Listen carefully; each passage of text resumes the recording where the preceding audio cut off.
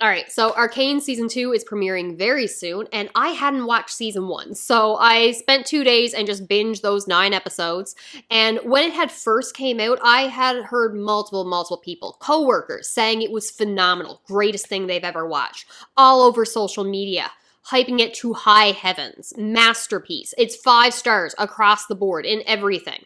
And I went in with reasonable expectations. I expected to be very good, but I knew, like, there's 9 episodes. I very rarely am going to be hooked in a series, be swept away, caught up, call something a masterpiece when you're only given 9 episodes.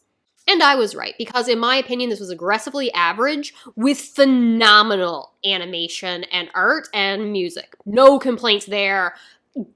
Masterpiece in terms of visual animation? Yeah, no one will say otherwise, or you're crazy. But subjective opinion, story, I don't want to call mediocre. I'll say it was very straightforward, simple, and I wish the focus was placed elsewhere. And for season 1, that could have been 2, if not 3 seasons. So the pacing to me was far too rushed. There was just dumps of exposition to say, this happens, moving on, because I feel like a lot of series now just want to get to the quote-unquote good part. They want to get to this action and don't want to spend time with the setup, so they're just like, yeah, this happens. Let's get to the action and this moment that I want to get to. And I know we're past the days of 22-episode seasons. I miss those days a lot. But like, at least you need at least 12. If this had been a 12-episode series instead of 9, yeah, no, I could see this being a masterpiece. It didn't need much more.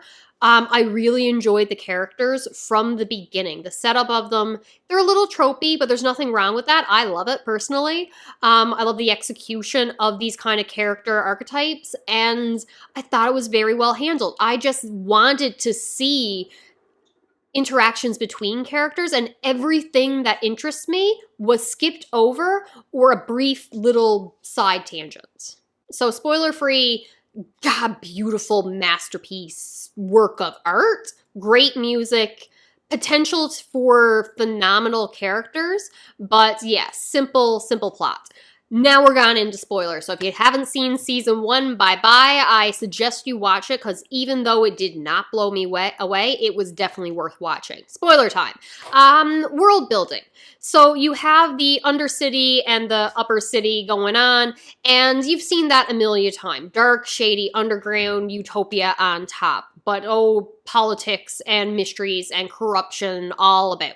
So no big deal, but you have such a drastic shift. The first 3 episodes, when the Undercity was run by, I believe his name was Vander, were not given enough time to show a pre and post Vander. So like after his death, there's a scene where they're at the bar and they're looking upon it. It's like, oh, that looks like a terrible place to be. But it was Vi's home, and she's lost it and sees it, what it's become now that she's returning to the Undercity.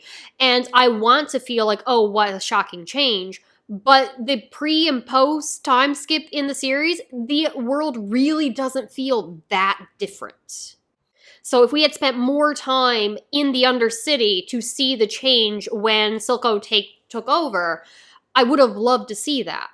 My next issue comes with so many plot points were presented, and again, it could have just waited till a different season.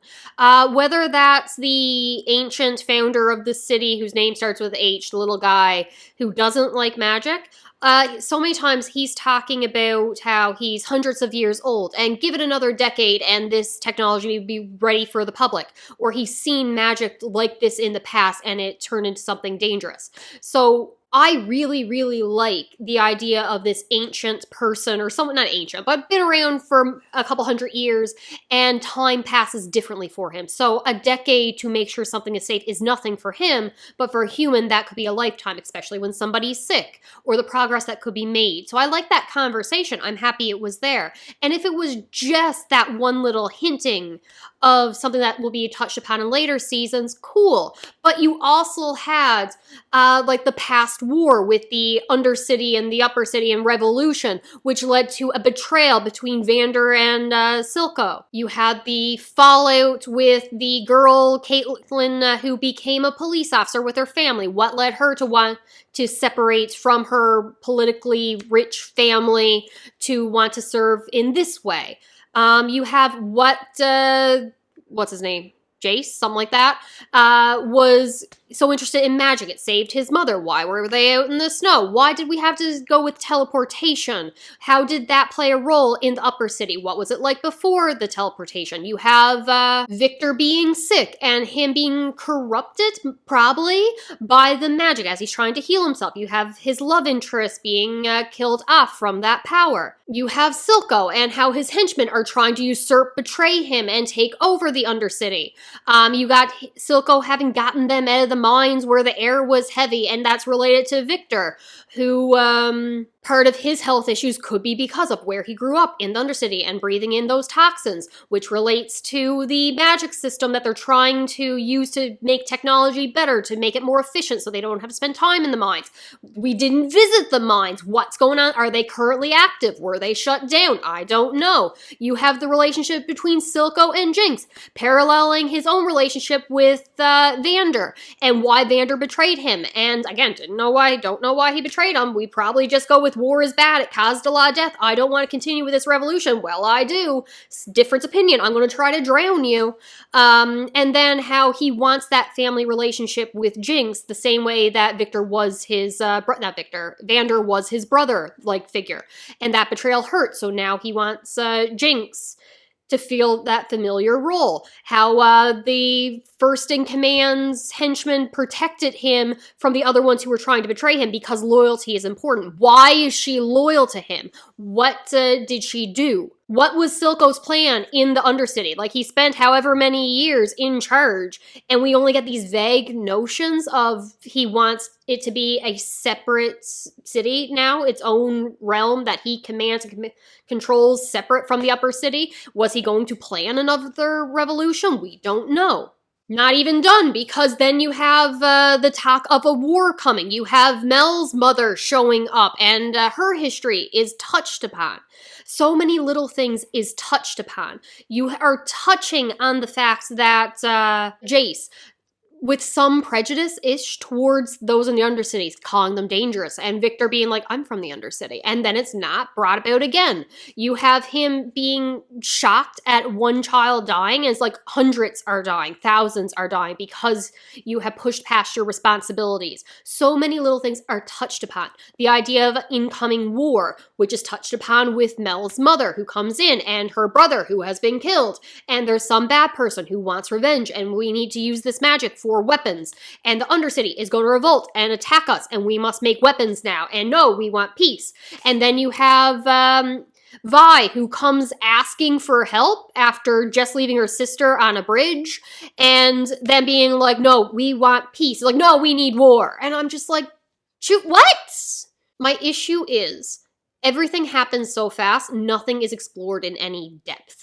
I want to spend time examining these themes and ideas, and I am not kidding when I say there are 3 seasons worth of material touched upon within season 1, and that is great. I would love for this to be explored in future seasons. It's just one topic could have been explored in a little bit more depth. So, going into more details. Now, don't get me wrong, I love Viktor. I wouldn't want anything of his cut. I really, really liked him, and I want to see where his character goes. I was expecting him to betray us at any particular second for magic to corrupt him, which is very much still on the table. But I feel the story could have been streamlined a little bit more, with just not making his disease progress as fast as it had. Like, we could have held off on pretty much everything after the blood getting into the stone until next season and just use that time elsewhere. I would have loved to just focus on where he grew up and the effect that caused on his body, his sickness. And even if you just kind of end it with him in the hospital as his disease is progressing, and that being motivation for Jayce, who apparently is like a brother to him, yet they barely have any meaningful conversations. There's a couple. They're in the lab. They're working together. They're side by side, but I feel they could have had more time together to establish their relationship more. I just want to see it play out. And if we didn't have his disease progress so rapidly and just push that off until a later season, touch upon it now, it could have just freed up time for other things. Like, did we have to see the weird salamander thing in this season? Personally, I just would have wanted more time spent on the war/revolution that led to Vi, Violet's, Powder, Jinx becoming orphans as children, and just what led to it, the fracture between Silco and Vander's relationship, just their ideas on how to move forward politically within the city. Details on what their plan was. Did Silco want to continue the attack, and Vander being like, no, that would cost too many lives. I can't lose any more. We have to end this. We must keep a peace no matter what. No, I don't want to be submissive anymore. Like, what was their individual plan? And then that time jump was ridiculous, because from Powder to Jinx is such an abrupt change. And at first, I'm like, this Jinx girl is absolutely crazy, manic.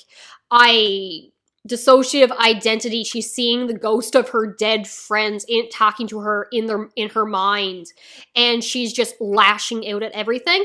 I love a messy character, so zero complaints with Jinx specifically. Oh, she's a menace. I love it. Chaotic. I'm all for it. I love a messy character, but I would have wanted to see Silco, who she knows is responsible for the death of her father figure, and she has the guilt of being responsible for the explosion that killed him and her friends, and how Vi had turned on her. She rightfully upset. The breakdown, traumatic. So what led her to listen to Silco, for him to take her in? Granted, she needed protection. Did she run away multiple times? Was she forced back? Did Silco arrange situations to put her in danger? Was he aggravating her mental state to get her to rely on him? Is it Stockholm Syndrome? Is it manipulation on his part? Was she already broken? Because we've seen that breakdown in Scream before the original explosion. Why did we skip over all of that? And what made Silco such a menacing crime lord boss? Because he has all these people working for him, and the majority want to betray him because he is so focused on Powder/Jinx. And he cares so much for her. And again, I feel it's just because he missed that relationship, that familiar relationship they had with Vander, that was severed and broken, and he wants now a family around him. He wants trust. He wants loyalty. That's interesting. But how is he an effective crime boss? And from the beginning, it felt like he genuinely cared for Jinx. And I guess I just would have liked more, oh, does he actually care for her? Or is he just using her? Is she useful? We didn't have that because she's a menace, messing up every single plan of his, killing people and blowing things up and just making things worse for him the entire time. She's not an asset. She is 100% a liability. And that is what is leading to the people in high positions that are working for him to want to betray him, to want him out, because his only focus is on Jinx. So why didn't we spend time building up their relationship so we understand why he wants to take care of her so much? Short on that, like, we could focus on the crime bosses in what they want. So they've got complacent. They keep wanting more and more. They used to have nothing. They could barely breathe the air. And now they're at this step power, and they just keep overreaching until they want to take it over from him. Sure. Or how about we just cut their involvement and their betrayal and make Silco look like a competent crime boss kingpin and see what he is doing. Like, I barely even understand the drug that he's got made, and it turns people into monsters most of the time, or gives them more strength. And sometimes it's no big deal, and they just get super strength and are not turned into monsters. How about we spend more time on the drug, what it's doing in the city? Cutting to the upper city, Vi is in jail, and Caitlyn is breaking her out, essentially. I say breaking her out because honestly, I don't know. She gives the guard a paper with Jayce's signature on it. Did she forge Jayce's signature? Well, considering he never brings it up when they show up and no one ever calls him on it, when it's made aware that she took someone out of prison, unlikely. So did he willingly sign the document even though half of his character was wanting to protect her and for her not to do anything dangerous? Unclear. Don't matter. We have to move the plot along. Should somebody have probably called this out because Vi's in there and there's no record of her crimes and she probably should be away from the public so she can't get into a fist fight and injure one Silco's men? I mean, probably, but the plot needs to happen. So she had to punch him in the face and they had to have a conversation.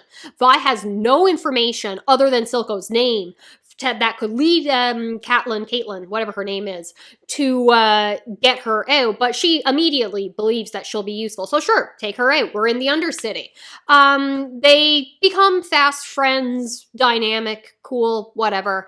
I will say, though, that by calling her Cupcake because she's all sweet like a cupcake was the cutest thing I've ever seen. I love that line. It was adorable. Zero complaints. But then she gets stabbed, no big deal. They're in hiding. We see the damage that the drug has done to the city, even though we didn't see the city pre this drug really, but sure, made everything really bad. Then it's supposed to be this giant betrayal. That random guy whose name I think starts with an H, because I looked it up at one point in time to see who he even was, betrayed them to Silco for more drugs because he strung out on it. This was just some random guy that was in the bar that was getting screwed over that Vander had helped out a little bit to make sure that he was properly paid for. If you're gonna make a scene for him betraying them, selling them out, I feel I need to know his name. Like, he needs more than a single scene with barely any dialogue in, like, the first episode. Okay, I already said that Caitlyn telling Vi to stop calling her Cupcake, and it's like, no, you're so sweet, like a cupcake. And I'm like, that's the cutest thing I've ever heard. That's adorable. So pro for that. I already mentioned animation, gorgeous. The fight between Jinx, Powder, and Ekko on the bridge was probably the greatest scene in animation, full stop, close to it. Beautiful, might be my favorite fight just in general. The way that the watch was swinging back and forth and it flashed back between Jinx and Powder and the history between them. Like, I felt the connection and relationship between these two characters, the distance between them, how they've changed, who they've changed into, and now they're forced to fight each other with that one animation scene. These characters had, I don't know if they had a single conversation before this. Like, sure, those first 3 episodes, maybe Ekko and Powder were in the same room together. But quite honestly, I don't really know. But somehow that single animation fight, that flashback between past and present, made me feel their dynamic. So it can be done quickly. I mean, if this was a musical, I feel that the relationships could be better established. But oh my god, I love that fight. And at the end with Powder having basically a tea party, and she sits down in the chair that is Jinx's chair, and it's like the loss of who Powder was, and she's committing to be Jinx now. Zero complaints. Beautiful. Love it so very much. There are some highs in this first season. Especially in episode 3, where you have the explosion, for it being Powder's fault, for them to have successfully broken through the wall, gotten Vander out of the chair, and about to leave when the explosion happens, and it kills 2 of the kids, and Vander as well. And it's just Vi left, and she has her breakdown. She told Powder to stay behind. You're a Jinx. You weren't ready for this. We had this handled. It's your fault they're dead. Perfect. Beautiful. No complaints. I just wish we seen more after. But like, there's so many moments that are taken up filling time that's almost like acting as exposition. We need to know who Silco is working with above ground, and that's where we get the cup. And he has to take Vi away. Don't and just leave her in a prison, but not in solitary confinement or anything like that.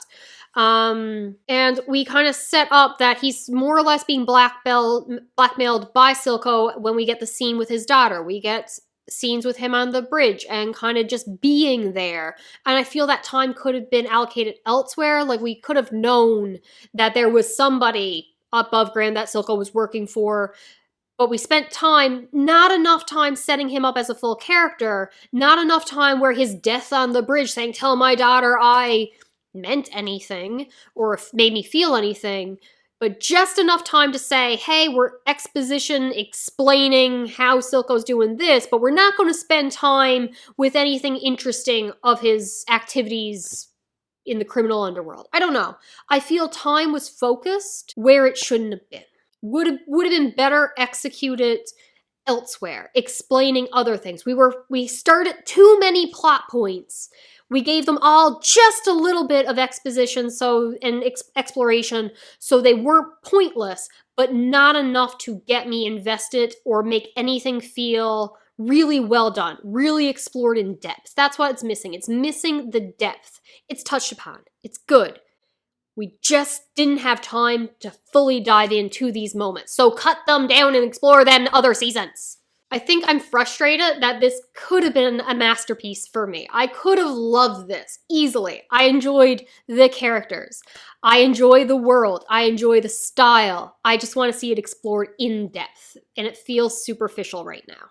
Brief running of my thoughts on the characters. Vi, delight. Love her personality, love her heart, love how Vander taught her that war is bad and dangerous and she was willing to sacrifice herself for her loved ones. Love her. Great. I love that she's not giving up on her sister. Caitlyn, Cupcake. I like her because Vi likes her, but I also don't dislike her, and I feel she's well enough handled. Ekko, delight, love him, adorable, kid, adult, fantastic. He is, I like the idea of him growing that tree and that society and looking for hope in the darkness, light in the darkness, remembering those who've fallen, and is doing whatever it takes to protect his people and see them through this. And I feel he's a light. He's an absolute light in the series, and I'm excited to see where he goes. Would love more time with him, but also I feel like I was given enough time with him for the story that was being told in season 1. Jayce annoys me, not gonna lie. Every moment with him felt like he was listening to other people's ideas, wanting to please them, and then either doing exactly what they wanted or the exact opposite to please somebody else, or because he was scared and nervous and anxious, and that is fine. That's fine for a character, but he really felt like a people pleaser. It's not bad. It's just slightly annoying. But then, again, that council meeting was, what the hell was that? Because Caitlyn and Vi went to the council. You would think for help to stop Silco. And they're like, and Vi has been trained since birth, basically, that war is bad and that we should find peace and resolution and compromise, essentially. Though I get...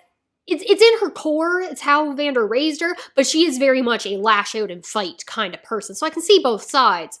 But then when the council's like, peace, we want peace.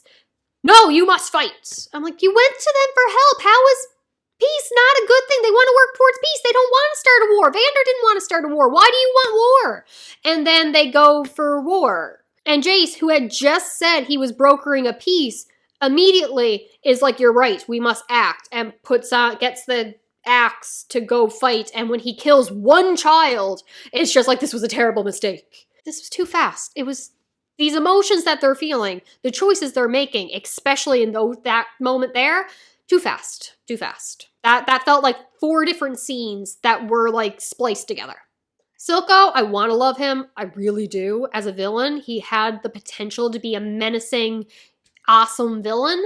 I feel he needs to go get glaucoma treatment for that eye or something, because why they keep stabbing him in it?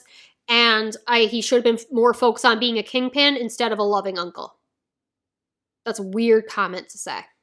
Yeah, Viktor and Ekko, probably two of my favorites. I'm interested. I really want more Viktor to see where his character arc is going, but at the same time, I feel his storyline could have been cut to make time for other characters' plot points and flesh things out in more depth and just save his stuff for later.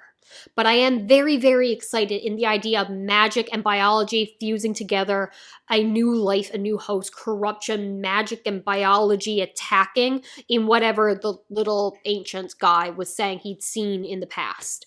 Very excited for that. All right, so that is all I got. Again, this is not a hate rant at all. This is just so many things were happening in season 1, and I wanted more depth exploration in what was happening. And just the focus of season 1 was not where I personally wanted it, but that is not to say I dislike season 1. Aggressively average with phenomenal animation and art. Most beautiful thing I've ever. I love this art style. Absolutely gorgeous. Love this animation. I just really wish the focus was elsewhere and spent more time in the time jump. All right, that's all I got. Talk to you later.